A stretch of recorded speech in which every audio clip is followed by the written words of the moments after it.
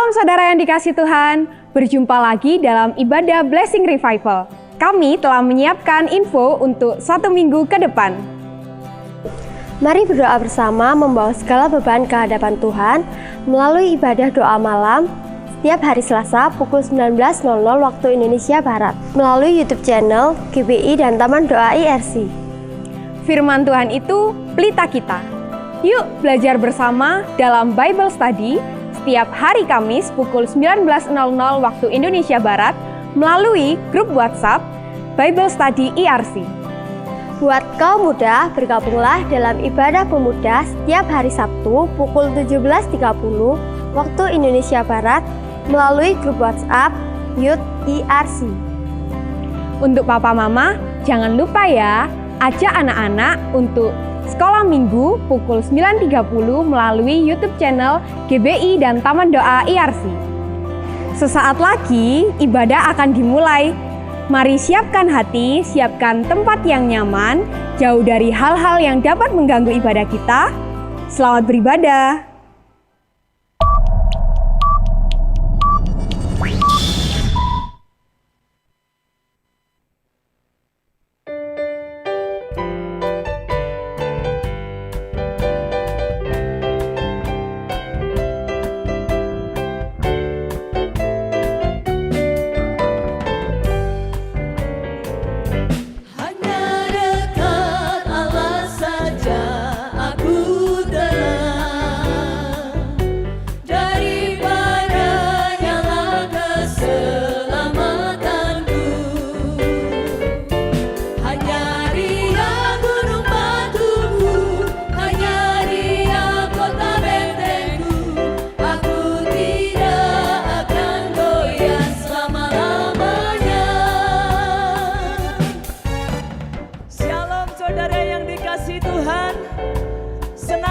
Bertemu dengan saudara semua, mari kita satukan hati kita satukan roh kita. Mari kita mendekat kepada Tuhan Allah kita yang luar biasa. Haleluya, Dia ingin dekat dengan saudara. Saya ajak kita semua bangkit berdiri dan katakan, Tuhan, aku ingin dekat dengan Engkau.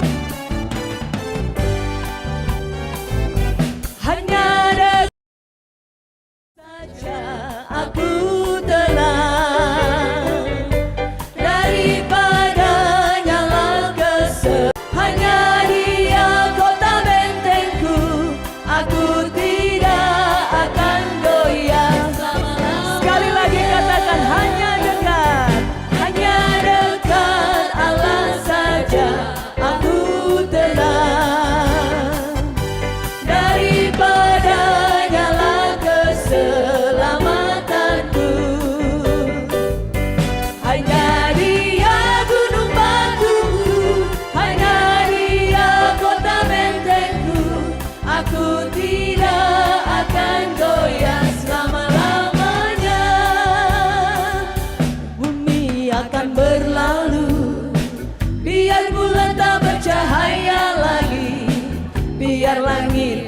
bergoncang, matahari tak bersinar lagi, tetapi Tuhan Yesusku tak pernah ingkar janji. Semua yang difirmankannya pasti akan digenapi. Biar bumi akan berlalu, biar bulan tidak bercahaya lagi, biar langit akan bergoncang, matahari tak bersinar lagi, tetapi Tuhan Yesusku ya tak pernah ingkar janji. Semua yang difirmankannya pasti akan digenapi. Semua yang difirmankannya pasti akan digenapi. Semua yang difirmankannya pasti akan digenapi. Saudara yang percaya, mari beri sorak-sorai dan kemuliaan bagi Tuhan Allah kita. Semua yang difirmankan oleh Tuhan Allah kita pasti akan digenapi. Haleluya. Mari kita berkumpul memuji Tuhan, Allah kita yang hidup. Amin.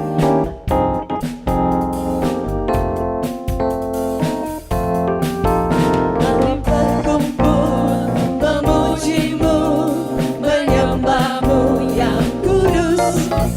Kami berkumpul memuji-Mu, menyembah-Mu yang kudus.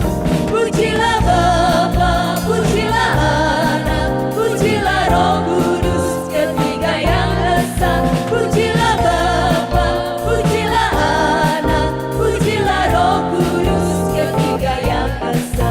Kami berkumpul memuji-Mu, menyembah-Mu yang kudus.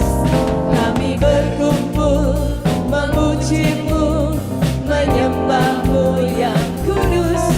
Pujilah Bapa, pujilah Anak, pujilah Roh Kudus, ketiga yang esa. Pujilah Bapa, pujilah Anak, pujilah Roh Kudus, ketiga yang esa. Haleluya, haleluya, haleluya. Mari satukan hati. Kami berkumpul memuji-Mu, menyembah-Mu yang kudus. Kami berkumpul memuji-Mu, menyembah-Mu yang kudus. Pujilah Bapa, pujilah Anak, pujilah Roh Kudus, ketiga yang esa. Pujilah Bapa, pujilah Anak, pujilah Roh Kudus, ketiga yang esa. Haleluya. Haleluya. Haleluya. Haleluya. Haleluya. Haleluya. Haleluya. Haleluya. Angkat tanganmu, katakan haleluya. Haleluya. Haleluya.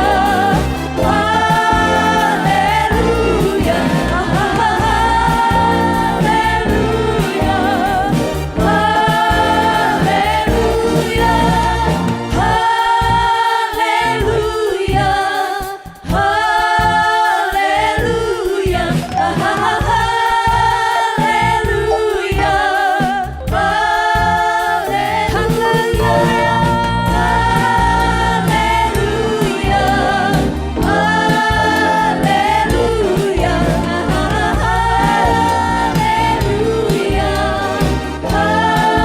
Haleluya. Haleluya. Haleluya. Mari beri sorak-sorai dan kemuliaan bagi Tuhan Allah kita. Bersama-sama dengan saya katakan haleluya. Haleluya. Sungguh alangkah indahnya berjalan bersama Tuhan. Alangkah indahnya hidup di dalam Tuhan, yang mencurahkan berkat yang melimpah.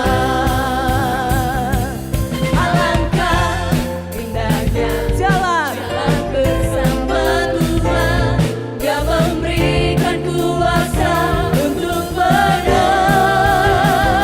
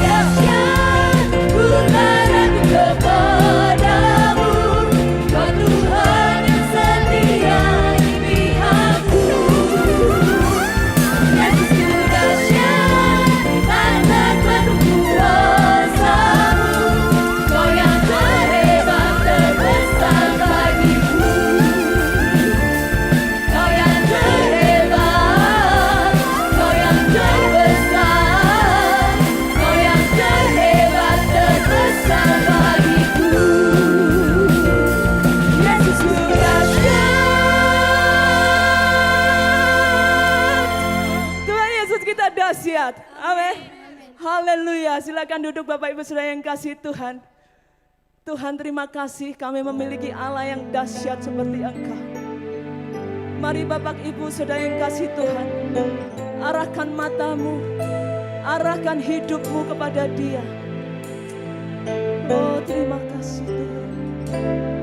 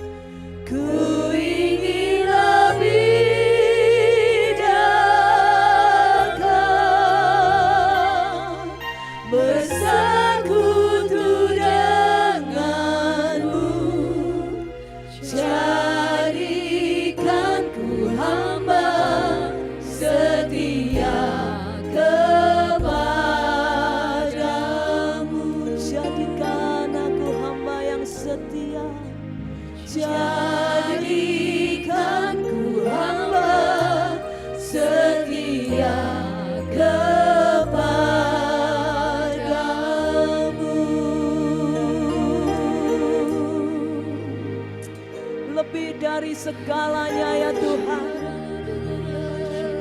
Kami ingin dekat dengan Engkau.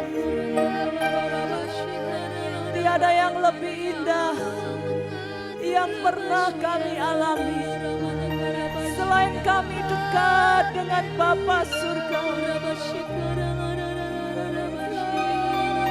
Bapa yang penuh kasih,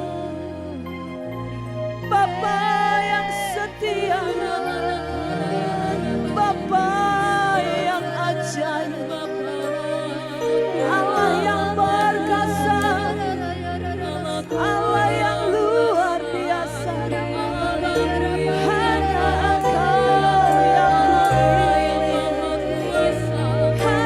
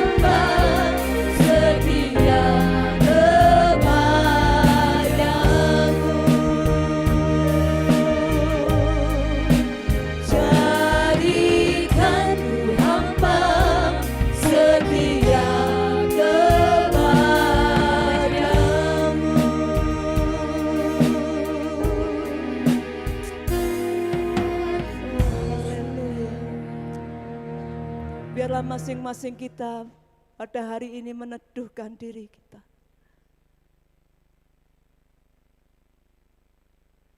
Adakah lebih dari segalanya Engkau ingin Tuhan berdaulat atas hidupmu? Unama Shikaramur. Ya Tuhan, Ya Tuhan. Roh Kudus silakan. Kau terus bekerja dalam setiap diri kami. Membawa kami semakin hari. Semakin menjadi hamba yang setia kepada Engkau. Mari ya Roh Kudus. Silakan Engkau bekerja dalam hidup kami masing-masing. Nakala mora bataka nama shikere bataka. Iralama shira malama takala lamur. Iravala vala bataka lama shikere.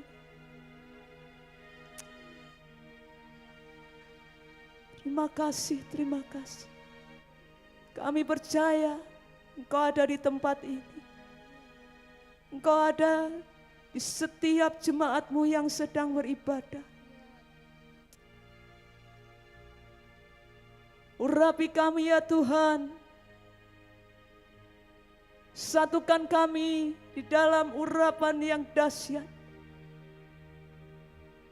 Supaya kami memahami apa yang Tuhan maksud dalam hidup kami.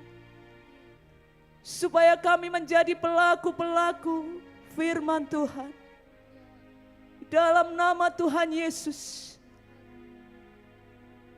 segala kuasa kegelapan, penghalang-penghalang yang membuat kami tidak melakukan firman Tuhan, kami patahkan di dalam nama Tuhan Yesus. Dan biarlah pagi hari ini Tuhan, firman yang dahsyat, firman yang membangun, kami terima di dalam nama Tuhan Yesus. Haleluya. Amin. Amin. Silakan duduk Bapak Ibu saudara yang kasih Tuhan.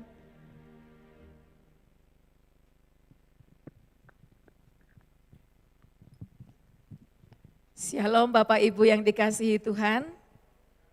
Salam sehat dan bahagia untuk kita semua. Dan saya percaya penyertaan Tuhan itu sempurna di dalam hidup kita. Pada pagi hari ini bersama kita akan belajar firman Tuhan. Bersama kita akan membuka Alkitab kita dari kitab Kejadian pasalnya yang ke-6. Kejadian pasal 6 ayat 9 kita akan baca bersama-sama. Kejadian 6 ayat 9 demikian bunyi firman Tuhan. Inilah riwayat Nuh. Nuh adalah seorang yang benar dan tidak bercela di antara orang-orang sesamanya. Dan Nuh itu hidup bergaul dengan Allah. Dalam bacaan ini kita melihat siapa Nuh itu. Dikatakan oleh Alkitab bahwa Nuh adalah orang benar. Tidak bercela di antara orang-orang zamannya atau di sekitarnya. Dan Nuh ini hidup bergaul dengan Allah. Siapa Nuh? Nuh hidup bergaul dengan Allah. Bergaul itu bukan dihitung dari 1 atau 2 hari, seminggu atau 2 minggu. Tapi bergaul, kata bergaul itu adalah suatu hubungan yang terjadi lama, ya. Yang terjadi tidak dalam waktu hari-hari saja, enggak bisa, ya. Dan Tuhan menilai Nuh, dia adalah orang yang bergaul dengan Allah. Kita tidak bisa menilai seseorang kalau kita ketemu pertama gitu ya, langsung kita nilai, oh orang ini seperti ini, seperti ini. Kalau saudara punya intuisi yang bagus, mungkin bisa tepat. Tetapi kita bisa mengenal seseorang, itu kalau kita bergaul dengan dia. Bergaul itu hubungan yang terus menerus, ya. Ada persekutuan dengan dia. Tuhan Allah mengenal Nuh, dan Nuh pun mengenal Tuhan Allah. Karena itu Nuh mempertahankan hidup yang bergaul dengan Tuhan Allah. Luar biasa. Ya, luar biasa sekali. Dan apa kata Alkitab lagi tentang Nuh? Coba kita lihat di dalam 2 Petrus pasal 2 ayat yang ke-5. Ya, coba kita loncat ke sana. Petrus lebih menjelaskannya lagi. Siapa Nuh ini?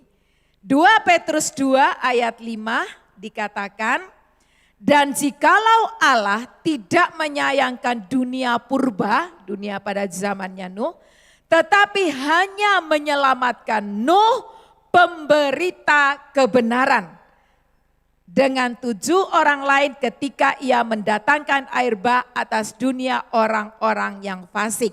Yang saya garis bawahi di situ adalah pemberita kebenaran. Nuh orang benar. Dia bergaul dengan Tuhan Allah. Dia adalah pemberita kebenaran. Apa yang ada di dalam dirinya dia beritakan. Zamannya Nuh belum ada Alkitab seperti kita zaman sekarang, ya. Jadi bagaimana cara Nuh memberitakan kebenaran itu? Tentu dari gaya hidupnya, dari cara hidupnya, dari cara dia berbicara, dari apa yang dilakukannya, tindakan hari-harinya, itulah yang dilakukan oleh Nuh. Dan Alkitab mencatat, Nuh adalah pemberita kebenaran. Jadi Nuh ini kalau saya secara pribadi menilai orang yang menyenangkan hatinya Tuhan. Ya, apakah Nuh tidak pernah jatuh dalam dosa? Saya tidak membaca itu, ya pasti adanya. Tetapi fokus hidupnya itu loh, ya yang saya mau lihat. Fokusnya adalah bergaul dengan Allah. Hidup di dalam kebenaran. Di dalam kebenaran ini ada kejujuran. Di dalam kebenaran ini ada keadilan. Di dalam kebenaran ini ada perkataan yang baik. Yang senantiasa Nuh lakukan di dalam kehidupannya. Lalu kita lihat, ada apa pada zamannya Nuh? Kita kembali ke Kejadian pasal 6. Ada apa di zamannya Nuh ini? Nuh sudah menjadi pemberita kebenaran, tetapi keadaan pada saat itu tidak mengubahkan. Ayatnya yang ke-11. Kejadian 6 ayat 11. Di sana dikatakan, adapun bumi itu telah rusak di hadapan Allah dan penuh dengan kekerasan. Bumi pada zamannya Nuh penuh dengan kekerasan. Hidup manusianya rusak. Ya. Dan itu tentu saja menyakitkan hatinya Tuhan. Apa yang mereka lakukan? Ya. Apa yang mereka lakukan? Kekerasan iya, rusak iya. Apalagi fokus hidupnya? Kita lihat Matius lebih mengatakan itu. Di dalam Matius 24 ayat 38. Kita lihat ya. Matius pasal 24 ayat 38. Dikatakan, ini tentang akhir zaman memang, tetapi saya mau lihat tentang Nuhnya. Ya, tetapi tentang hari dan saat itu tidak seorang pun yang tahu, malaikat-malaikat di surga pun tidak. Oh maafkan saya, ya Matius 24 ayat 38.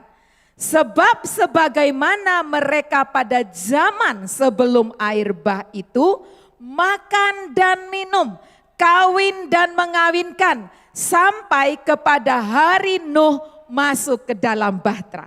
Lihat, jadi orang-orang pada zamannya Nuh, mereka hidupnya bagaimana? Hidupnya rusak, ya tentu saja dalam hal perilaku, moralitas, ya rusak, kekerasan menjadi warna hidup mereka, dan di dalam Matius dikatakan mereka hidupnya makan, minum, kawin dan mengawinkan. Jadi semua fokus hidupnya dunia, ya. Fokus hidup orang pada zamannya Nuh dunia semata-mata. Makan minum wajar enggak? Ya wajar lah. Kawin dan mengawinkan wajar apa enggak? Wajar. Tapi fokus mereka terus di situ aja. Walaupun sudah ada contoh dari si Nuh ini tadi yang menjadi pemberita kebenaran, mereka berkata, EGP lagi emangnya gue pikirin. Mereka tidak fokus di situ. Pokoknya aku makan, pokoknya aku minum, aku kawin dan mengawinkan. Ada enggak ya kesamaan dengan zaman ini? Sebentar, kita lanjutkan ya. Itu situasinya. Ya, jadi orang pada zamannya Nuh ini hidupnya rusak secara perilaku moral, kemudian dia juga hidup di dalam kekerasan, terus fokus hidupnya dunia semata-mata. Tidak peduli yang lain-lain lagi. Pokoknya aku senang, sudah selesai. Kedagingan mewarnai kehidupannya. Balik lagi ke Kejadian pasal 6. Terus apa keputusannya Tuhan Allah? Keputusan Tuhan Allah kita baca di dalam Kejadian 6 ayat 13. Melihat situasi zaman yang seperti itu, ya, Tuhan Allah tentu sedih banget. Karena apa yang dia rancangkan dari semula bagi manusia tidak tercapai. Ya, targetnya dia bagi manusia tidak tercapai. Karena itu inilah keputusannya Tuhan pada zamannya Nuh. Kejadian 6 ayat 13. Berfirmanlah Allah kepada Nuh, aku telah memutuskan untuk mengakhiri hidup segala makhluk, sebab bumi telah penuh dengan kekerasan oleh mereka. Jadi aku akan memusnahkan mereka bersama-sama dengan bumi. Tuhan Allah memberitahukan keputusannya kepada Nuh. Bahwa Tuhan Allah akan menghukum bumi, akan memusnahkan segala yang hidup. Semua makhluk akan dimusnahkan. Ketika Tuhan Allah memberitahukan ini kepada Nuh, saya tidak tahu apakah saat itu Nuh kaget apa enggak. Ya. Tetapi satu hal yang pasti, Nuh adalah orang yang bergaul dengan Tuhan Allah. Dia tahu apa yang Tuhan katakan pasti akan digenapi. Dia percaya bahwa apa yang Tuhan katakan ini pasti akan terjadi. Dan apakah benar terjadi? Kita lihat sebelahnya pasal 7 ayat 23. Ya, pasal 7 ayat 23. Demikianlah dihapuskan Allah segala yang ada, segala yang di muka bumi, baik manusia maupun hewan, dan binatang melata, dan burung-burung di udara, sehingga semuanya itu dihapuskan dari atas bumi. Hanya Nuh yang tinggal hidup, dan semua yang bersama-sama dengan dia dalam bahtera itu. Keputusan Tuhan ya dan amin. Keputusan Tuhan pasti akan terlaksana. Nuh percaya itu dan kenyataannya ya. Saya sempat membaca pertanyaan-pertanyaan di medsos ya. Ada yang bertanya seperti ini. Apakah air bah pada zamannya Nuh itu bersifat universal ataukah hanya lokal? Sebuah pertanyaan yang bagus ya. Dan saya menjawab, itu bersifat universal. Kenapa universal? Ya. Kenapa? Karena yang diselamatkan oleh Tuhan hanya orang-orang yang bersama dengan Nuh. Dan bagaimana Tuhan Allah merancang dengan sempurna siapa-siapa yang masuk di dalam bahtera itu. Termasuk binatang-binatang. Jadi Tuhan pun melanjutkan kehidupan melalui Nuh dan seterusnya. Saya tidak bahas itu. Tetapi satu hal yang pasti, air bah pada zaman itu bersifat universal. Ya, universal. Nah, kembali ke orang-orang di zamannya Nuh. Jadi orang-orang di zaman Nuh itu rusak pol, ya. Perilakunya, ya, ketindakan-tindakannya, kekerasan, fokus hidupnya hanya yang duniawi semata-mata. Sehingga Tuhan memutuskan untuk memusnahkan bumi. Dan sungguh terjadi, itu menjadi kenyataan. bumi habis. Ya, segala yang bernafas habis di permukaan bumi. Nah, ya lanjutannya yang kita mau lihat. Bagaimana dengan Nuh dan keluarganya? Memang kita sudah lihat tadi, ya toh, Nuh selamat, ya. Bagaimana dengan Nuh dan keluarganya? Orang yang bergaul dengan Tuhan Allah, orang yang berjalan di dalam kebenaran, Tuhan tahu untuk meluputkan dia dari kecelakaan.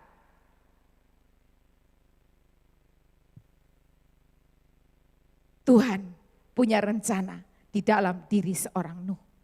Kita bisa baca itu di dalam ayatnya yang ke-14 sampai 16 dari Kejadian pasal 6. Tuhan ingat kepada orang yang bergaul dengan dia. Tuhan tahu menyelamatkan orang yang bergaul dengan dia. Ayat 14 Kejadian 6. Buatlah bagimu sebuah bahtera dari kayu gofir. Bahtera itu harus kau buat berpetak-petak dan harus kau tutup dengan pakal dari luar dan dari dalam. Beginilah engkau harus membuat bahtera itu. 300 hasta panjangnya, 50 hasta lebarnya, dan 30 hasta tingginya. Buatlah atap pada bahtera itu dan selesaikanlah bahtera itu sampai sehasta dari atas dan pasanglah pintunya pada lambungnya. Buatlah bahtera itu bertingkat bawah, tengah, dan atas. Nuh akan diselamatkan, bahkan Tuhan punya rancangan di dalam diri Nuh. Jadi Nuh pasti selamat. Apa responnya Nuh terhadap apa yang diperintahkan Tuhan ini? Yang penting itu kan responnya. Tuhan punya cara untuk menyelamatkan Nuh. Tuhan tidak langsung mengangkat Nuh dan keluarganya pulang surga, tidak. Ya, Tuhan punya cara dan cara itu diberitahukan kepada Nuh. Lalu apa responnya Nuh? Ayat 22 dari Kejadian 6. Responnya Nuh, lalu Nuh melakukan semuanya itu, perhatikan kata ini, tepat. Seperti yang diperintahkan Allah kepadanya, demikianlah dia melakukannya, demikianlah dilakukannya. Ini dia. Tuhan punya cara untuk menyelamatkan. Tapi Nuh harus berespon terhadap cara itu. Dan Alkitab berkata, Nuh melakukan tepat seperti yang Tuhan perintahkan. Pertanyaan saya, mengapa? Mengapa Nuh melakukan tepat seperti yang diperintahkan oleh Tuhan? Karena dia percaya. Ya, sekali lagi, dia percaya apa kata Tuhan. Dia punya iman. Apa yang dikatakan oleh Tuhan tidak akan pernah gagal. Percaya. Nuh sangat percaya. Karena itu percayanya Nuh dilanjutkan dengan taat. Iman dan taat. Nuh punya iman dan dia taat untuk melakukannya dengan tepat. Untuk taat itu perlu perjuangan. Untuk taat perlu perjuangan. Bagaimana seorang Nuh, ya, yang tidak sekolahan, mungkin karena waktu itu belum ada sekolahan, ya, dia dikasih tahu sama Tuhan untuk membuat bahtera dari kayu gofir dengan ukuran hasta, ya. Bagaimana Nuh harus mengumpulkan kayu, bagaimana Nuh harus mengukur, bagaimana Nuh harus membangun bahtera itu. Katanya tadi ada lantai bawah, tengah dan atas, 3 lantai. Ya, luar biasa. Dan bagaimana tantangannya? Tantangannya pasti ada, kumpulkan kayu. Ya toh, harus mengerjakannya, harus kayunya dipotong-potong, terus dipasrah dan sebagainya. Dia harus melakukan itu. Dan Bapak Ibu jangan pikir kayak saya dulu waktu masih kecil, waktu sekolah minggu. Nuh mengerjakan itu dalam 1-2 hari atau 1 minggu. Pekerjaannya cukup lama. Ya, peralatan pada waktu itu juga perlu dipikirkan. Jadi betapa lamanya pasti ya pekerjaan ini dilakukan oleh Nuh. Tapi saya lihat iman dan ketaatannya Nuh mengalahkan keputusasaannya mungkin terhadap peralatan yang kurang. Mungkin juga mengalahkan kecapeannya dia, kelelahannya dia di dalam mengerjakan itu. Dan tidak dituliskan di dalam Alkitab Nuh dibantu oleh orang sekitarnya, tidak. Tentu aja mungkin dia hanya dibantu oleh anak-anaknya. Ya. Terus belum lagi ocehannya orang, ya. Mungkin orang mencemooh dia, ada apa itu? Ya, bangun bahtera kok di sini? Orang bangun bahtera ya di laut lagi. Ada banyak cemoohan. Mungkin pada saat dia memotong kayu, mungkin dia juga sudah memberitakan bahwa akan ada air bah, no reckon. Ya. Tapi Nuh tetap melakukan apa yang menjadi bagiannya. Karena Tuhan sudah berfirman, air bah akan melanda bumi. Dan Tuhan punya cara untuk menyelamatkan Nuh. Nuh harus taat untuk melakukan cara itu. Karena apa? Karena Nuh punya iman, percaya dan taat. Poin saya pagi ini, percaya dan taat. Kita lanjutkan dulu dengan Nuh. Jadi Nuh ini benar-benar dia taat. Mengenai waktu, dia terus berjalan di dalam waktu itu. Sampai selesai apa yang dia harus lakukan. Dan sungguh, kita lihat Ibrani 11 ayat 7. Di sana dikatakan tentang iman seorang Nuh. Ibrani pasal 11 ayat 7. Dikatakan, karena iman maka Nuh dengan petunjuk Allah tentang sesuatu yang belum kelihatan. Dengan taat mempersiapkan bahtera untuk menyelamatkan keluarganya. Ini dia. Ya. Nuh percaya banget kepada Tuhan Allah. Dia tidak pernah meragukan sedikit pun apa katanya Allah. Karena itu, walaupun air bahnya mungkin kapan akan terjadi, dia tidak peduli itu. Tetapi yang dia tahu, dia harus melakukan apa yang menjadi bagiannya. Ini dia. Dia persiapkan, belum kelihatan, ya, belum kelihatan. Itulah iman, ya. Iman itu percaya kepada sesuatu yang belum kelihatan. Percaya dan percaya harus diikuti dengan ketaatan. Bapak Ibu yang dikasihi Tuhan, seandainya Nuh tidak taat, gimana? Ya pasti dia tidak akan selamat. Kemungkinannya banyak, tapi kita tidak mau belajar kemungkinan hari ini. Tapi kita mau lihat sebuah kenyataan yang tertulis di dalam Alkitab. Bahwa Nuh selamat. Kenapa? Karena dia punya iman dan juga punya ketaatan di dalam hidupnya. Iman tanpa ketaatan bukan namanya iman. Ya, iman artinya percaya. Setelah percaya diikuti dengan tindakan ketaatan. Banyak orang yang sudah percaya Yesus dan mereka memastikan dirinya sebagai orang yang sudah diselamatkan. Tapi jalan hidupnya tidak beda dengan zamannya Nuh. Penipuan di mana-mana, pembunuhan di mana-mana. Buktinya apa? Penjara ada yang namanya Matius, Markus, Lukas, Yohanes, Paulus, Yakobus, ya, lengkap ada. Kenapa kira-kira? Karena bondone cuman iman tanpa ada namanya ketaatan. Orang percaya Yesus harus taat pada Yesus. Percaya dan taat tidak bisa dipisahkan. Percaya dan taat, dua hal yang harus berjalan bersama-sama. Engkau dan aku sangat-sangat berbahagia. Karena apa? Karena di dalam Alkitab telah dicatat apa yang harus kau dan aku lakukan dalam hidup ini.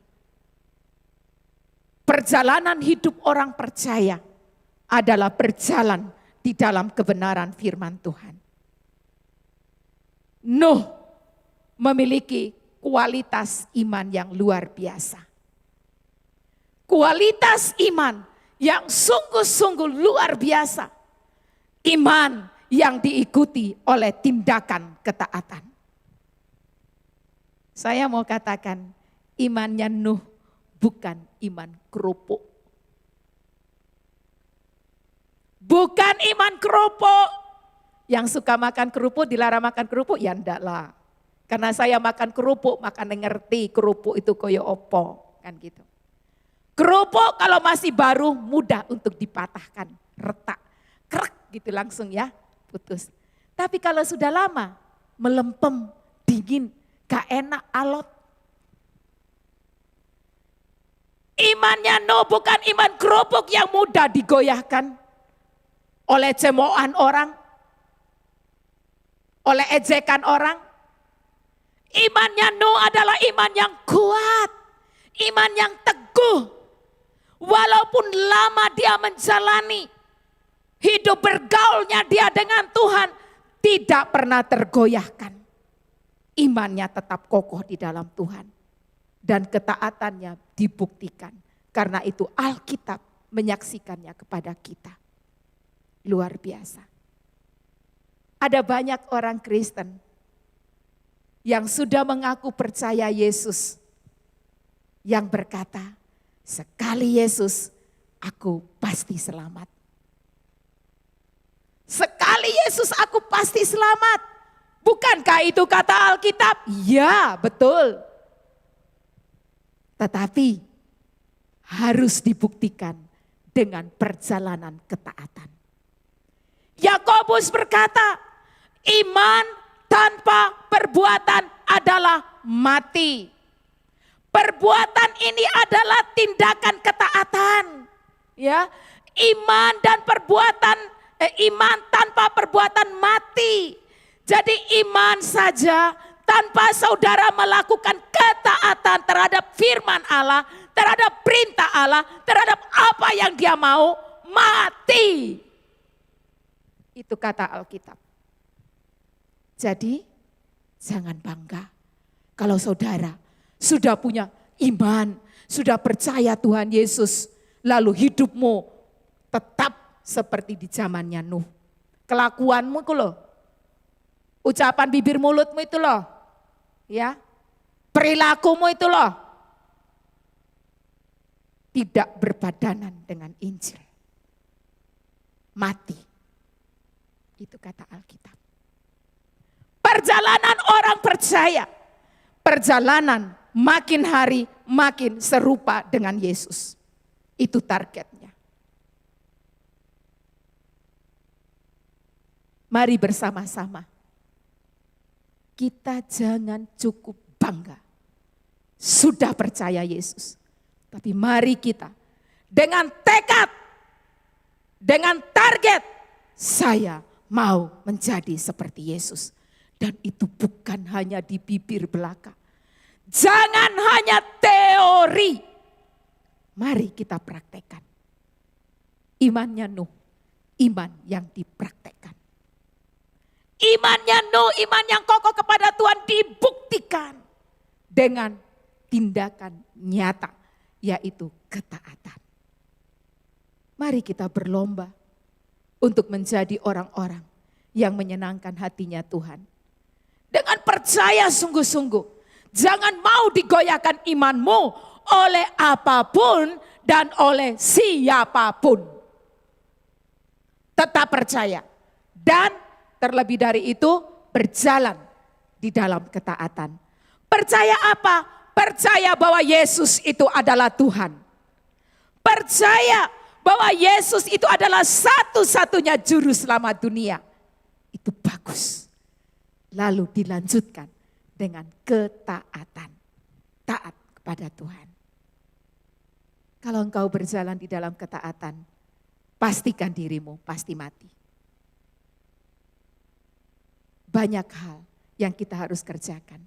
Ada perjuangan yang kita harus perjuangkan dalam hidup ini.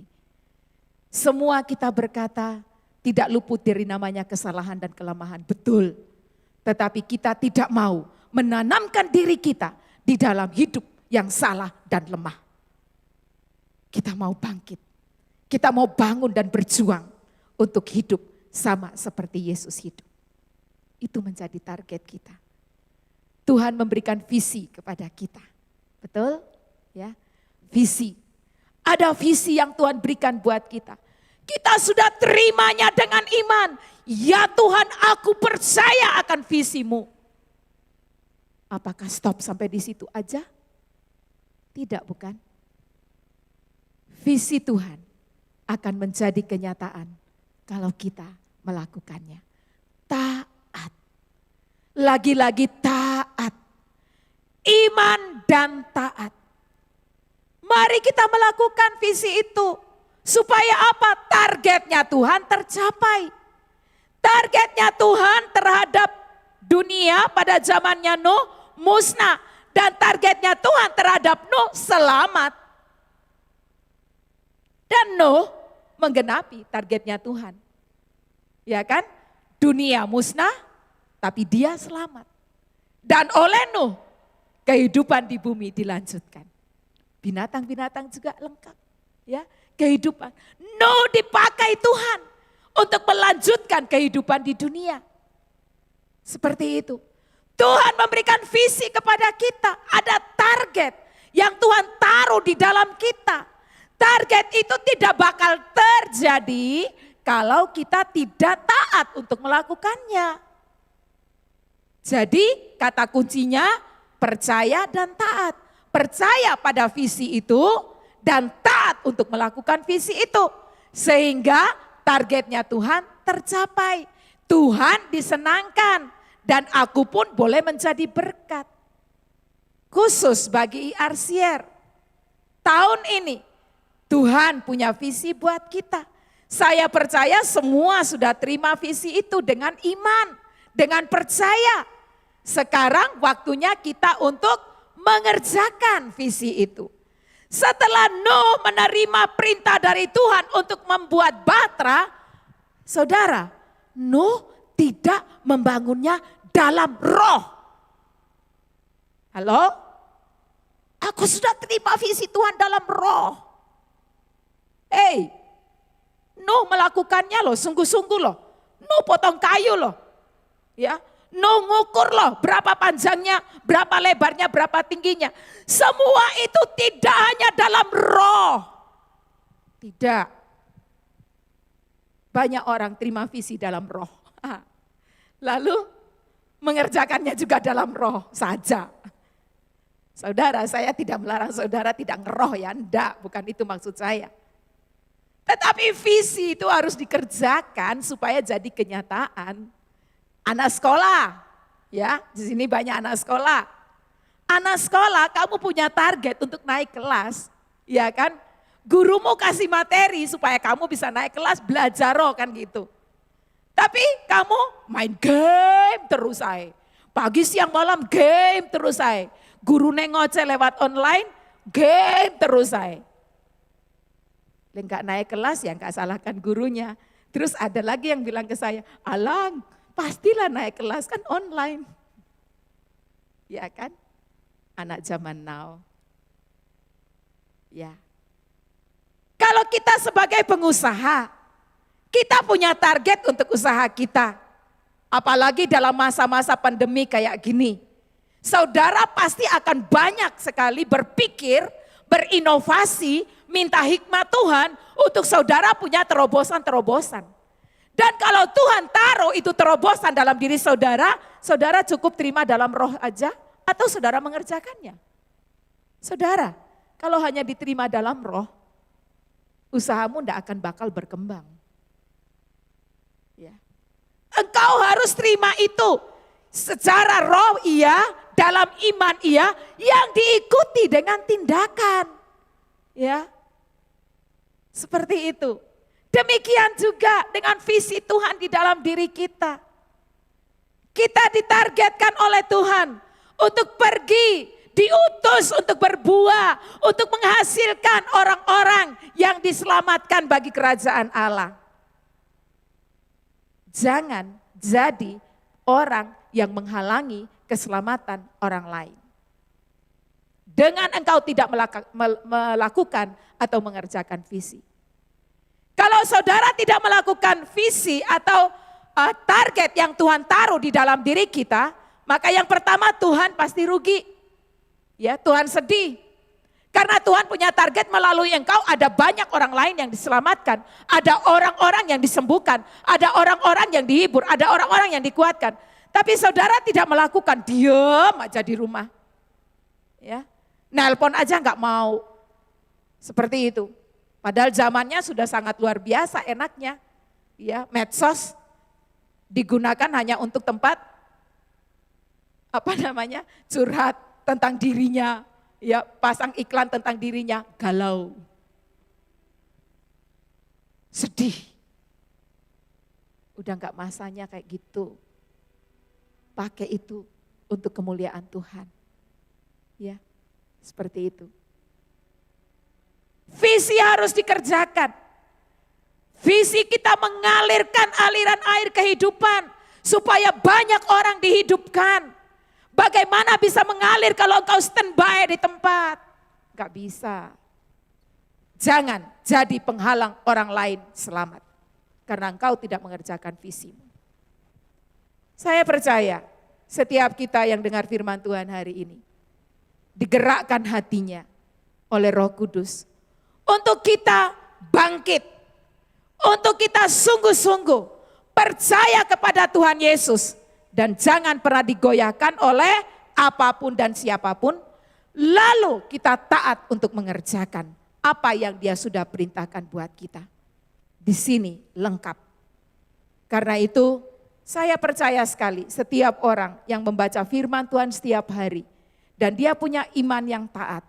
Dia pasti akan melakukan apa yang dia baca. Karena firman Tuhan, Alkitab adalah firman Allah. Perintah ada, janji ada, ya nasihat ada, lengkap apa yang akan kita lakukan dalam hidup ini. Mari umat Tuhan dimanapun saudara berada, mari kita memiliki iman dan taat. Jangan hanya punya iman saja, tetapi iman dan taat berjalan di dalam iman. Berjalan bersama dengan Tuhan Yesus. Trust and obey.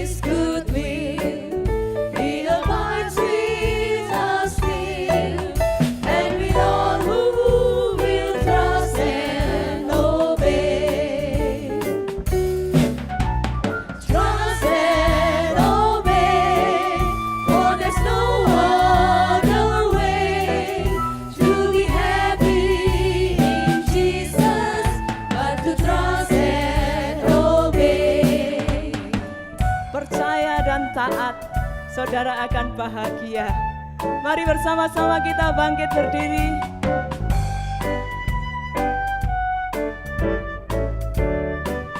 Siapa yang berpegang pada sabda Tuhan dan setia mematuhinya, hidupnya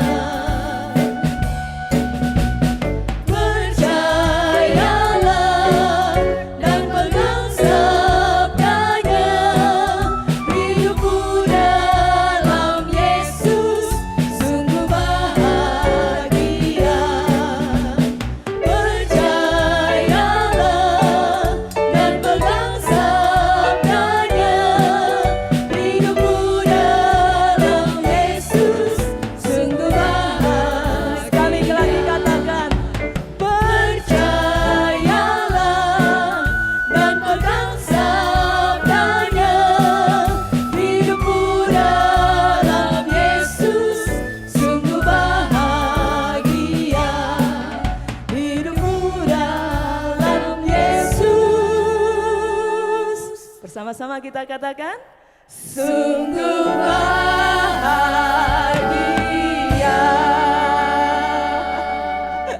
Luar biasa, rahasia hidup bahagia apa saudara? Percaya dan taat kepada Tuhan Yesus. Haleluya, silakan duduk. Firman Tuhan berkata kepada kita semua umat-umat Tuhan, secara khusus di Indonesia, untuk selalu berdoa dan mengusahakan kesejahteraan kota di mana kita ditempatkan. Saudara mau? Mari bersama-sama kita berdoa untuk itu. Hari ini ada 2 pokok doa. Yang pertama kita akan berdoa untuk Kapolri kita yang baru, yaitu Bapak Listio Sigit, pengganti Bapak Idam Aziz. Mari kita doakan beliau supaya beliau bisa melanjutkan apa yang sudah baik. Beliau memiliki ketegasan, beliau bisa menjaga NKRI ini untuk tetap utuh. Dan bersama-sama dengan TNI, beliau bisa bekerja sama. Dan yang kedua, kita juga akan berdoa untuk dunia pendidikan khususnya yang ada di Indonesia. Biar di dalam dunia pendidikan ini benar-benar tercipta suasana pendidikan yang sesuai dengan visi dan misi dari negara kita. Kita bersyukur memiliki Menteri Pendidikan Bapak Nadiem Makarim yang juga mencanangkan bahwa pelajar-pelajar Indonesia harus memiliki karakter. Karakter apa? Karakter Pancasila. Karakter Pancasila itu adalah karakter yang menghargai keberagaman, bertoleransi. Mari kita berdoa supaya visi beliau ini benar-benar terwujud dan seluruh jajaran yang ada di bawahnya, baik itu pembantu-pembantu di kementerian, dinas-dinas pendidikan di daerah-daerah, sekolah-sekolah, guru-guru bisa menerjemahkan ini dengan benar. Saudara setuju ya? Haleluya, mari bersama-sama kita berdoa. Allah Bapa kami di surga, kami bersyukur untuk Kapolri kami yang baru terpilih. Tuhan, kami percaya, kami mengawal dengan percaya bahwa Engkau yang turut campur tangan, Engkau yang menyertai, bahwa Engkau yang akan menganugerahkan hikmat kebijaksanaan, Engkau yang akan memberikan strategi yang baik bagi beliau dalam mengatasi setiap tantangan yang ada. Kami juga percaya Engkau yang akan berikan ketegasan kepada beliau dalam menindak setiap pihak, setiap orang yang ingin mengguncang NKRI. Kami juga percaya Engkau yang anugerahkan kejujuran, hati yang bersih, agar beliau tetap berjalan di jalan yang benar. Tuhan, kami menyerahkan Bapak Kapolri kami yang baru ke dalam tangan Tuhan. Pegang beliau, berikan anugerah kesehatan, berikan kekuatan, dan biarlah bersama-sama dengan TNI menjaga negara kami yang tercinta. Terima kasih Tuhan. Haleluya. Amin. Kami berdoa untuk dunia pendidikan yang ada di Indonesia. Mulai dari PAUD sampai perguruan tinggi, Tuhan, kami tahu mereka semua yang sedang bersekolah itu adalah cikal bakal penerus bangsa kami. Tuhan, lewat sekolah ini Tuhan, mereka akan menjadi generasi-generasi yang tangguh.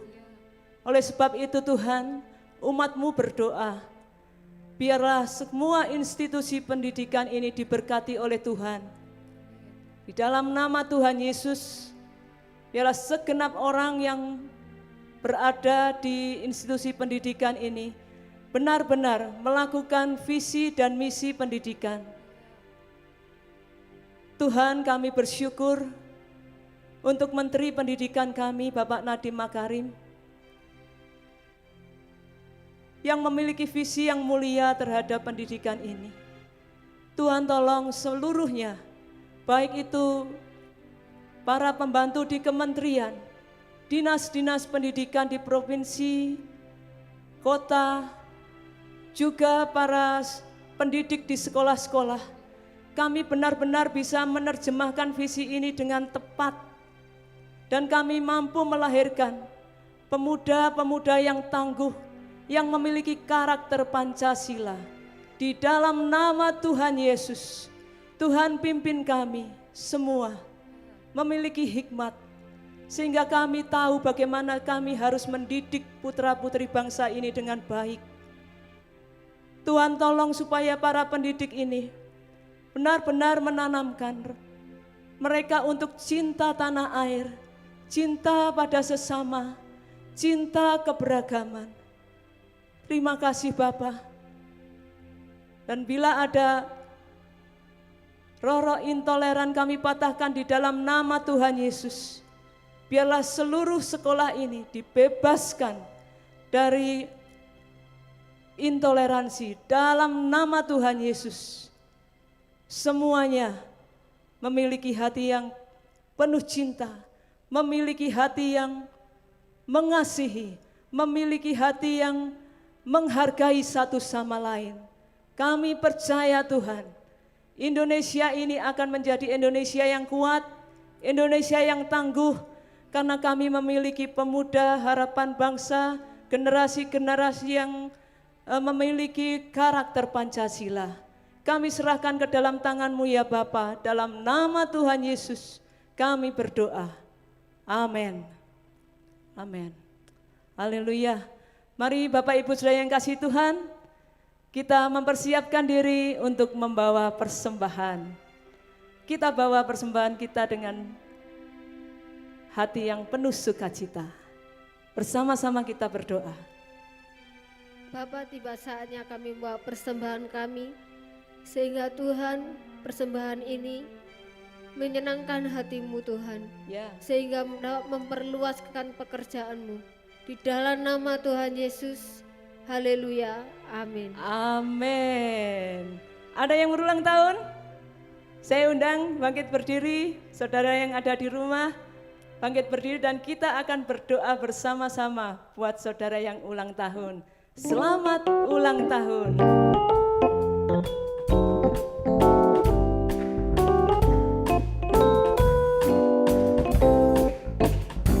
Selamat ulang tahun, selamat dan bahagia. Kiranya Tuhan memberkati, selamat panjang umur. Mari kita berdoa. Bapa, terima kasih Tuhan. Kami ucap syukur untuk saudara-saudari kami yang berulang tahun di sepanjang 1 minggu yang lalu Tuhan, dan hari ini juga Tuhan. Tuhan, terima kasih untuk pertolongan-Mu, penyertaan-Mu Tuhan, kasih-Mu, anugerah-Mu di dalam kehidupan mereka Tuhan. Tuhan, biarlah 1 tahun yang Kau tambahkan lagi Tuhan, Engkau memiliki rancangan dan rancangan-Mu tetaplah rancangan yang indah di dalam hidup mereka Tuhan. Tuhan, kami percaya Kau memberkati setiap mereka Tuhan, Kau menolong, Engkau yang tetap selalu menuntun mereka Tuhan dalam kehidupan mereka ya Bapa. Tuhan, Kau berkati setiap mereka Tuhan, biarlah semakin hari semakin melekat dengan Engkau, semakin menyukakan hatinya Tuhan. Bapa, biarlah nama-Mu yang dipermuliakan di dalam setiap hidup mereka. Terima kasih Tuhan Yesus, haleluya, amin. Amin. Saya undang kita semua bangkit berdiri dan mari kita menyatakan syukur kita untuk kehadirannya Tuhan. Terima kasih buat kasih setiamu, penyertaan-Mu sempurna, janji-Mu tak pernah terlambat menolongku. Terima kasih, ku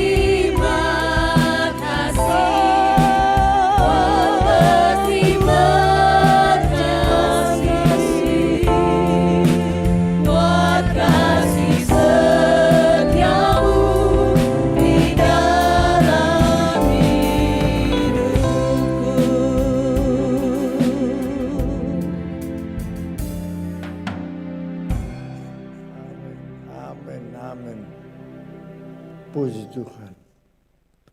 Ya, sungguh berkat ini menyertai saudara.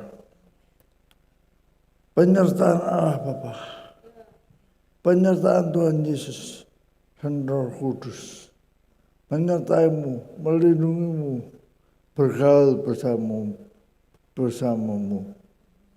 Hari ini sampai Maranatha, Tuhan Yesus datang kembali. Amin.